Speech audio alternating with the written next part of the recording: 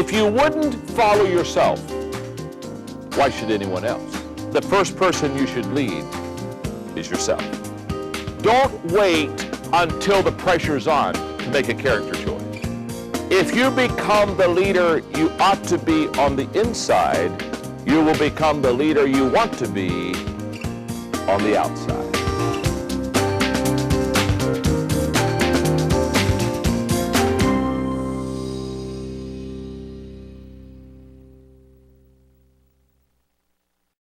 Is passion. I have discovered that the great leaders have a great amount of passion.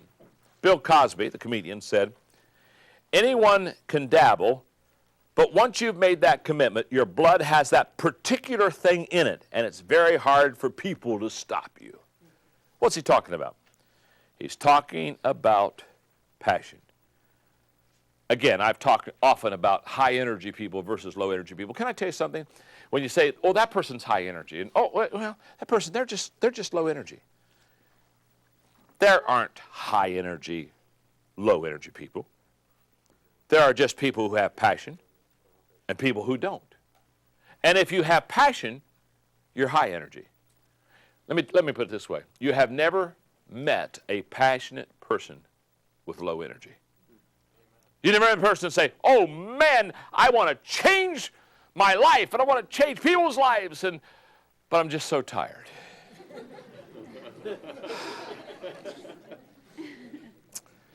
Oh well, it was a thought. No. You show me a passionate person, I'll show you a high energy person. You show me a person that lacks passion, and I'll show you a person that has low energy. So let me give you some passion principles, since these are qualities of a leader. For example, number one, I believe this. Passion is the first step to achievement. The first step to achievement is always passion. Your desire determines your destiny. Think of great leaders and you will be struck by their passion. Gandhi for human rights, Winston Churchill for freedom, Martin Luther King for equality, Bill Gates for technology. Anyone who lives beyond an ordinary life has a great desire. That's a fact. A moment ago, I was having a little fun with Jack Countryman, who's over here, who's been a long-time friend, Countryman Books. But Jack was the guy that helped me with the title yesterday of my next book. And no, Jack, you don't get any royalties off that title, okay? But Jack and I were playing golf just a couple weeks ago in Palm Springs. He's 73 years of age. And I mean, he's not only a great golfer, but every day he's loving life. And I mean, this guy, he's going to live till he dies. I mean, come on. Don't you know a whole bunch of people, they've already died? I mean, they still breathe. It's kind of like when they finally do, like, really die and stop breathing, somebody will have to stand up and say, well, you know, they died 12 years ago. We just had their funeral today. I know all kind of people just like that. And when I talked to him, and I said, Jack, what keeps you going? He says, I love helping people. I keep asking myself, what do I want to do next? He said, in fact, why would I retire? If I retired, why would you stop life there? My father is 82. He's amazing.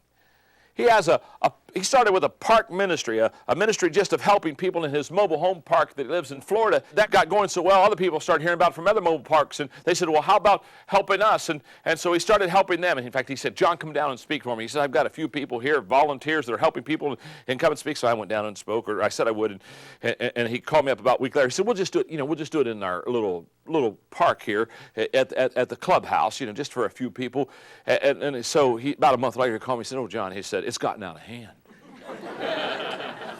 I said, what do you mean it's gotten out of hand? He said, hundreds want to hear you. He said, we're going to Winter Haven. He said, we've got a church that'll hold 1,000. He said, and literally at 10 o'clock on a Monday morning, the place is packed out, and Dad's just amazed. And I said, Dad, it's no secret. It's free, Dad, it's free. And now my father is in 19 different parks and has almost 400 volunteers helping him with this park ministry. And he's 82. Hello. What makes that happen? It's always the person with passion is the person that continues. And I have two questions to ask you. They're in your notes. This is all about passion. If you could be anything you wanted to be, what would you be? And if you could do anything you wanted to do, what would you do? In other words, what would you be? What would you do? Those are the two questions that should spark the passion. Number two, passion increases your willpower. And I discovered that want power must precede willpower. You got to want it before you can will it. It's the great story of Socrates where the young man approached the Greek philosopher and casually said, "Oh, great Socrates, I come to you for knowledge." So Socrates, the philosopher, he took the young man down the sea, waded in with him, and then he ducked him under the water for 30 seconds. When he let the young man up for air, Socrates asked him to repeat what he wanted. "Knowledge, O great one," he sputtered. Socrates put him under the water again, only this time a little bit longer. After repeated dunkings and responses, the philosopher asked, "What do you want?" And the young man finally gasped, "Air! I want air!" "Good," answered Socrates. "Now, when you want knowledge as much as you want air, you will have it." Number three, passion changes you. Forgetting about changing others, passion will change you.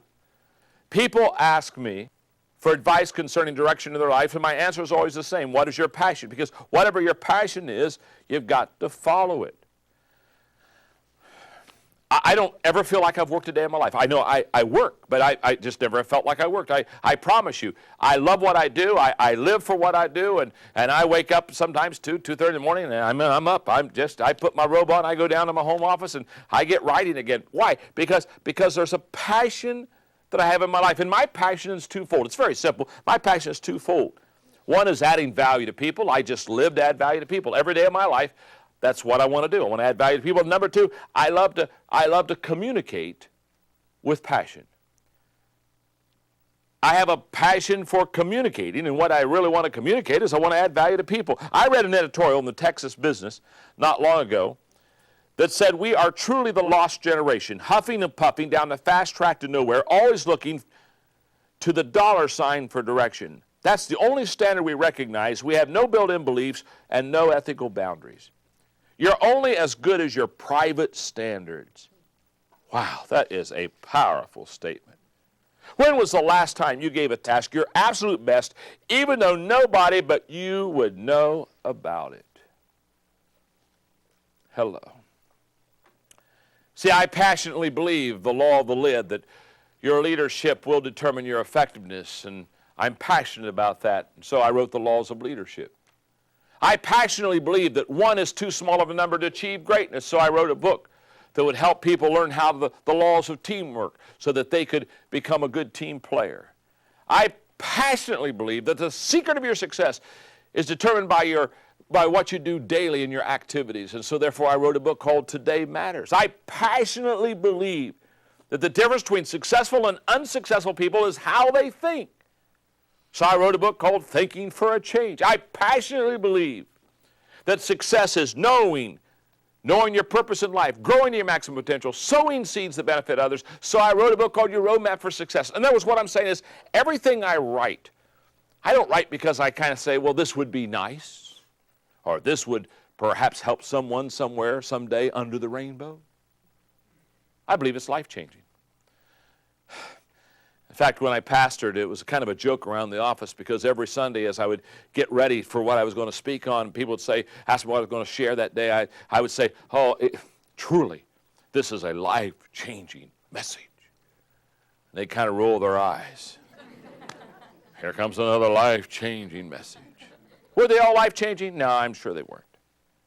But I want to tell you something. I wouldn't sit down for 30 minutes to listen to somebody who was going to talk about something they weren't passionate about. I would much rather hear somebody say, this is going to make a difference in your life. This is going to make a difference for all of us. That's the kind of thing I'm talking about. And that's what passion does for us. In fact, let me just say one more thing about passion. When passion changes you, it will change others. But let me tell you something. It's got to change you first. Despite the power of passion, many people in our culture seem to believe that passion is something to be suspicious about. Sociologist Tony Campolo has observed, these are great words, we are caught up at a particular stage in our national ethos in which we are not only materialistic, but worse than that, we're becoming emotionally dead as people. We don't sing, we don't dance, we don't even commit sin with much enthusiasm.